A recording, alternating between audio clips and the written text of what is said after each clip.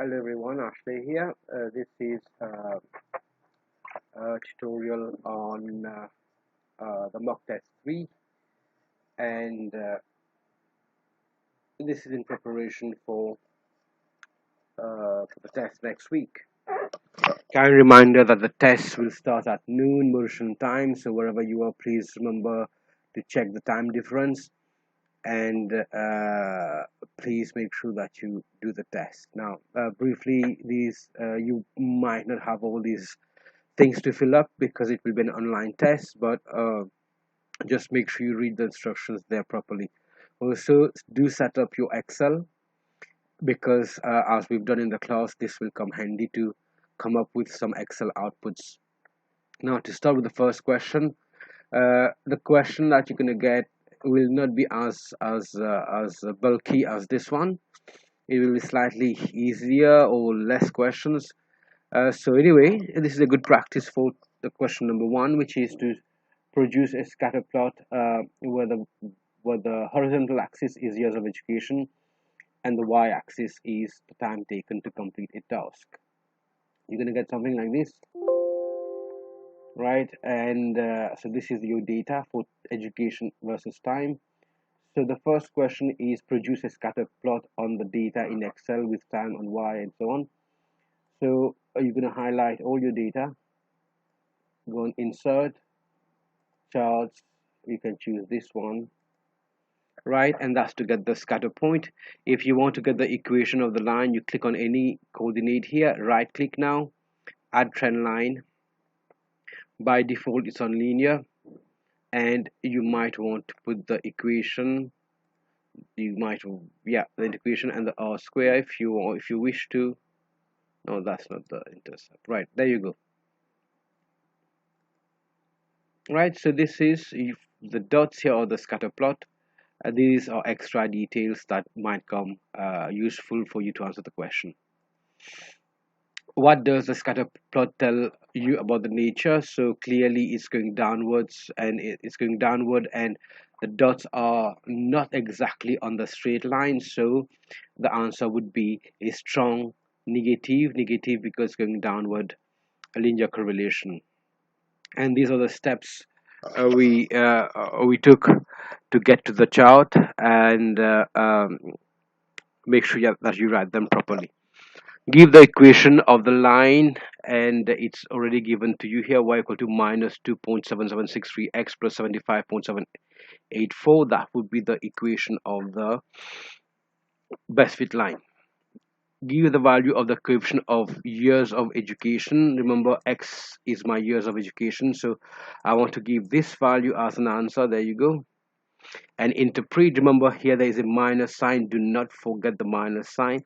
And also for interpretation, you'll have to understand the meaning of the minus sign. It means that there is a decrease in the y variable as well, as we go on increasing the x variable. So this is what you have to interpret. X increases, so for every extra years of education members of staff will take, so because of the minus it's less, and the amount will be 2.7763 minutes. So the minus here would mean a decrease in the y variable.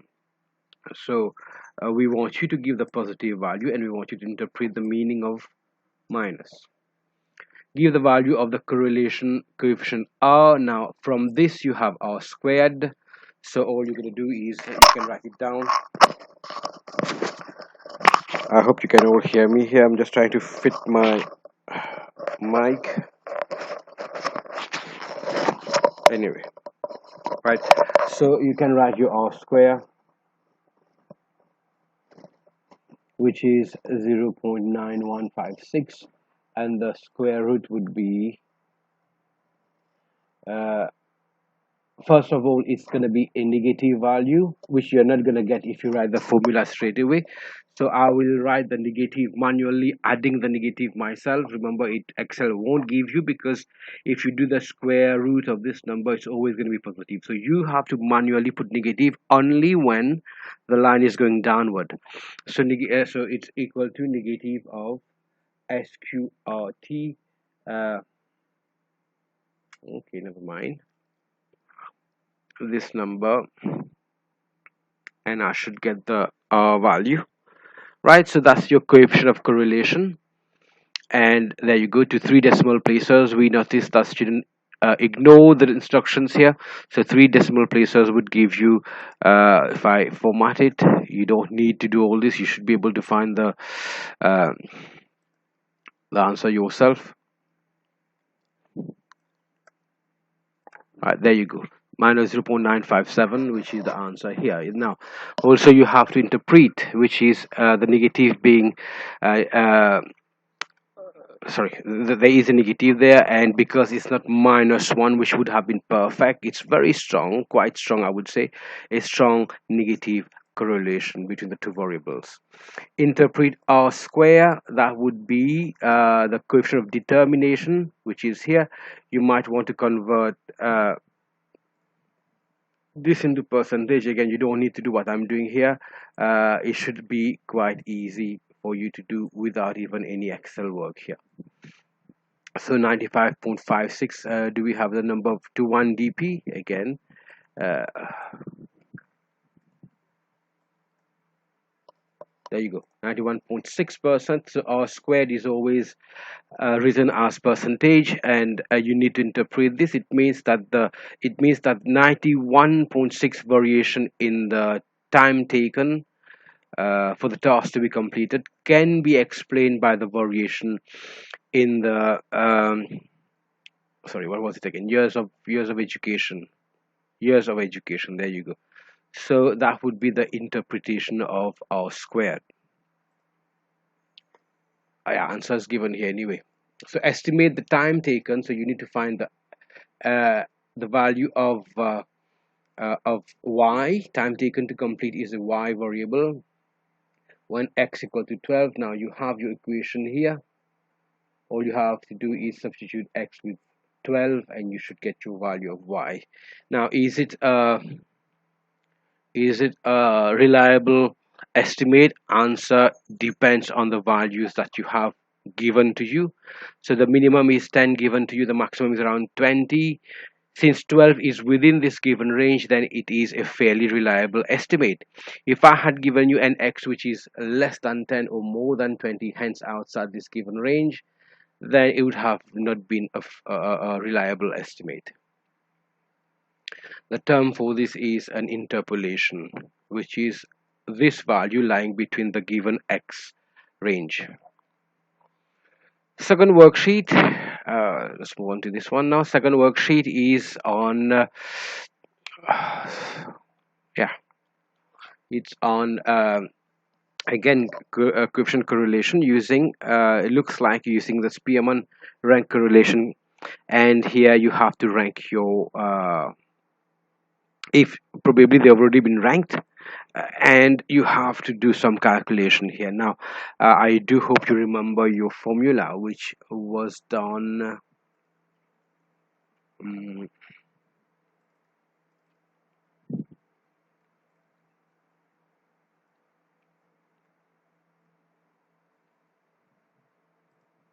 right, this is the formula I'm talking about, right? So the ranking has already been done for you, so no worries about doing it yourself.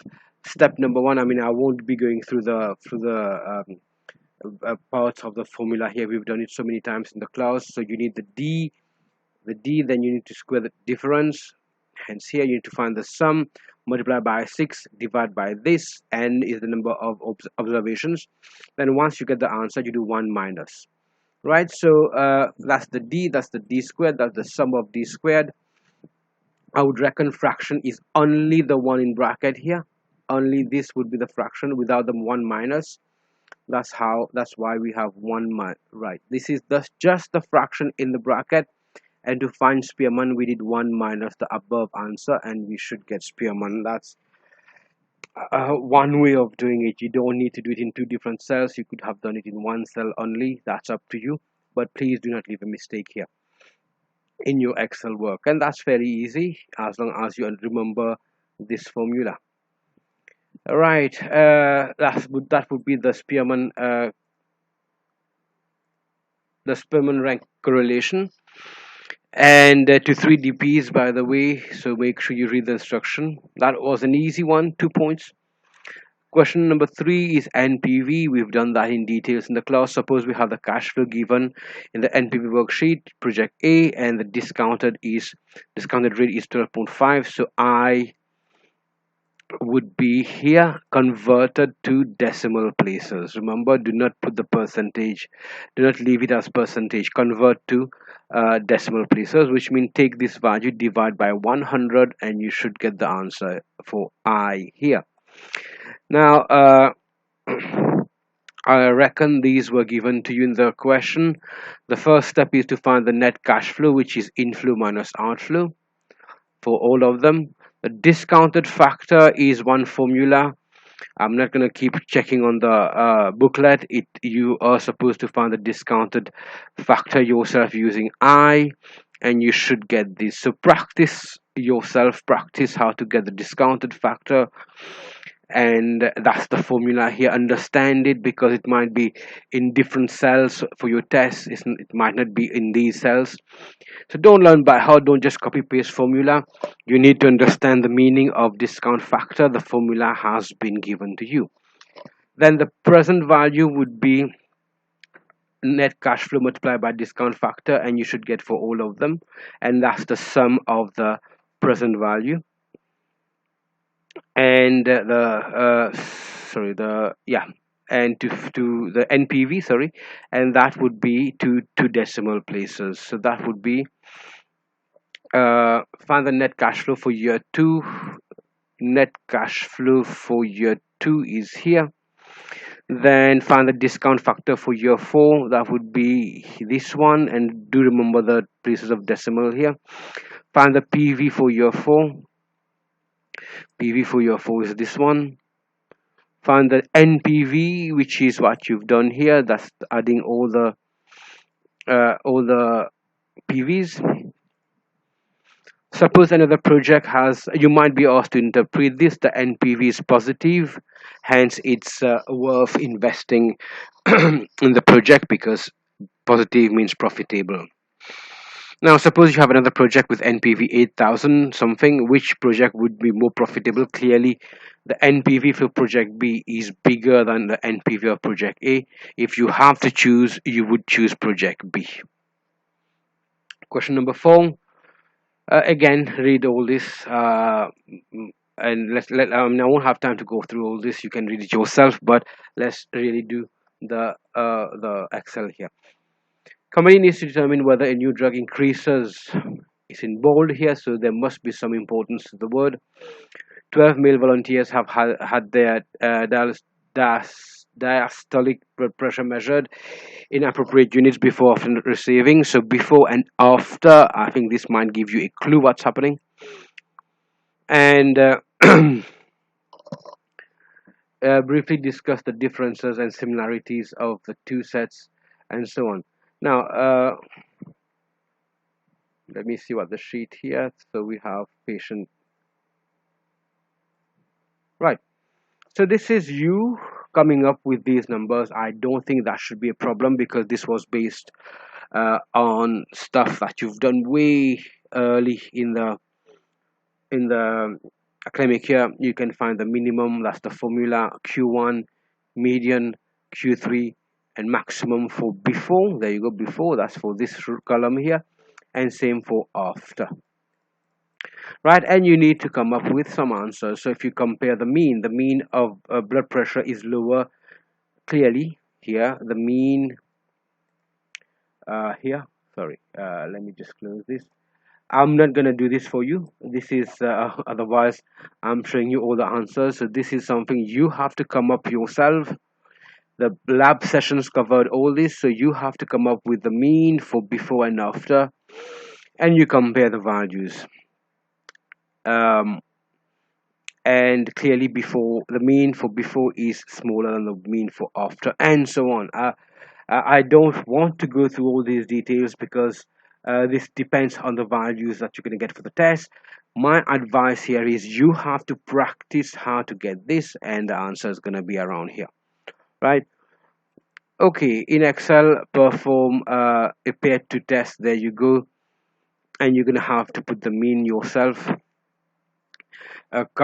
which is obtained from this table here.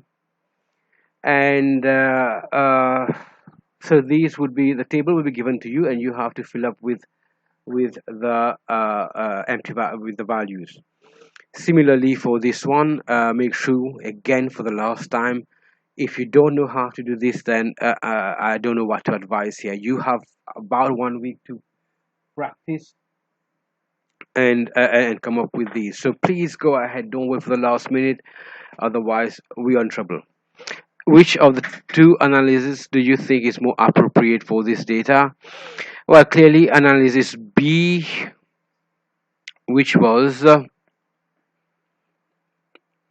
here. Sorry, analysis B is more appropriate because observation before and after were taken in the same patient. Therefore, it is a paired experimental design. So again, the theory comes in here. We ask you to do both paired uh, uh, paired two sample t-test and two sample t-test. Paired is more appropriate when you investigate before and after. So clearly the theory comes in here. What are the null hypothesis and alternative hypothesis? Now we are comparing means here. Do not get confused. We are comparing means here. So our assumption is that the mean are the same for before and after. That's the null hypothesis, and the alternative hypothesis will be the mean for before is less than the mean for after. State the conclusion of the test of your preferred analysis in terms of understandable to non-saturation using 5% significant levels. So let me just show you here. The p-value is 0.007, which is from here, right? That's the paired t-test. That's why I'm looking here. It's less than 5%. Hence, if you remember your theory, if it's less than 5%, you will reject the null hypothesis. You will reject this hypothesis, which means that there is no evidence. Sorry, there is enough. So if you reject null hypothesis, it will be in favor of something like this. So you will reject it in favor of H1. Hence, there is sufficient evidence that before is, so let me rephrase that. The blood pressure when it's been done after will be has increased, because I'm just using the same words as the question. Do the conclusion of the two analyses agree? Just one sec with you.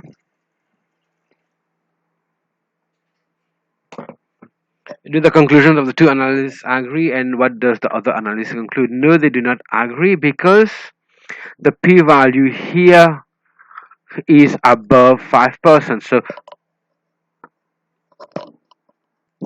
sorry about this. I don't know where I was. I had to pause the video for a second here. Yeah, so I was comparing the p-value for both tests, and as we discussed before, this one is less than 5%, this one is above 5%. So here I would have rejected the null hypothesis, whereas here I would have accepted the null hypothesis. So clearly they do not agree, and that's the reason. In the first one, paired, we rejected, and in the second one we would have accepted, and that's because we used the 5% error. Define what is meant. Now theory, we discussed that in the class. I'll let you read this and I'll let you go through your theory. Explain the consequences of making a type 1 error. Clearly, what is it? I mean, I wasn't going to go through the theory, but yeah, I don't think I should go through this. This is kind of really giving the answer, but you can go through your notes, understand the meaning of type 1 error. It's all based on theory here. I'll let you do all this. The purpose was just to go through the answers, but if I feel that I'm giving you a lot of answers which will help you for your tests, uh, and then you can, I mean, we want to minimize cheating here, so I would like to avoid explaining this, but it is in the theory. We discussed that in the class, right? The last question, I think. No, not the last question, sorry. This is the sales worksheet. The data gives the sale value of over 102 weeks, and the it's in thousands of pounds here. Plot the time series, right? So let me delete this. So again, similar to the first question, you have to highlight, insert here, and I'm gonna use this one to get the graph. I choose one, any coordinate, linear, equation, r squared, and so on and so forth. You can find, you can have details of the time series here. Add a trend line, which we've just done, and that's the equation. Here, the equation. Now comment on the variation, type of trend, and mean of the time series. Now the variation is fairly constant here. Remember the huge range here between the range looks huge, sorry, like big values, that's what I'm trying to say, but it's hardly moving between 54 and a half to 58 and a half based on a scale like this. So there is, the variation is fairly constant. The mean is around 56.8 and is fairly constant, and I can get the 56.8, which I can get from here, where the trend line hits the y-axis. That's where I got my value, and the trend is slightly downward. Slightly. Look at the grade. Look at the gradient here. It's really small. Okay, that's it. And the next question is on, yeah, okay. So the data gives the revenue sorry, no, revenue worksheet. That's the one. Yeah, similar numbers then. Range of errors is between minus 1.5 to 1.5, so which clearly means you have to find the errors. There you go. And uh, how do you find the errors? Would be uh, revenue here. There you go. So the range of errors, how do you find the errors, would be to get to use the revenue and subtract the mean revenue here. So I'm not going to discuss this again. I'm pretty sure once you see this, you know what I'm talking about. So how do we find the errors? I'm going to take revenue minus this value. This, clearly you have to know how to get it. It's here, and you're going to get the, sorry, the errors. And you can find the minimum and the maximum here, and to find, and then you can answer this question. You will see that it moves between minus 1.5 to 1 to positive 1.5. The mean absolute error. So first find the absolute error, which means convert all these numbers into positive. That's the formula here. And we can find the mean of these numbers by, and it's here, and again it's quite easy to understand what's happening, and that's the mean absolute error. That's it. So the next worksheet is income worksheet, and here kind of lots of work, but it should be easy. Predict the forecast up to 2 dps using slope and intercept of the given data, and so on and so on. Yeah. Okay, so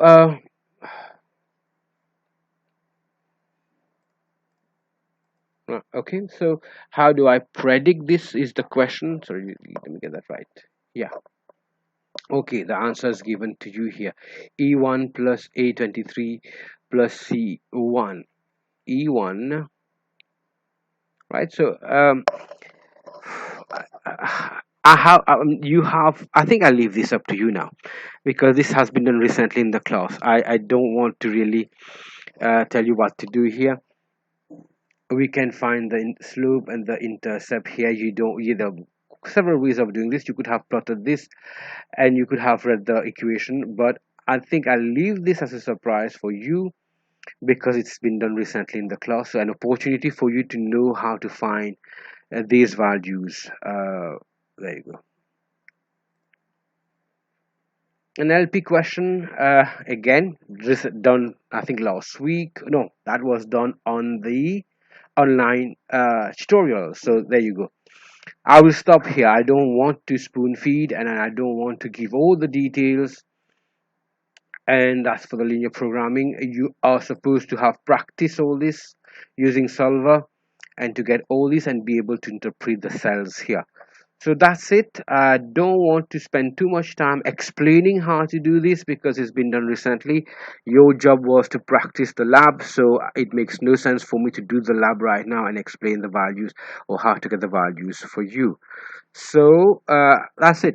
I would send the Excel sheet, this one, by Saturday. I don't know how much this helped, but I don't want to keep spoon feeding, and think some of the questions I will leave for you to find the answers and the Excel outputs because otherwise it will be too easy. Thank you for listening.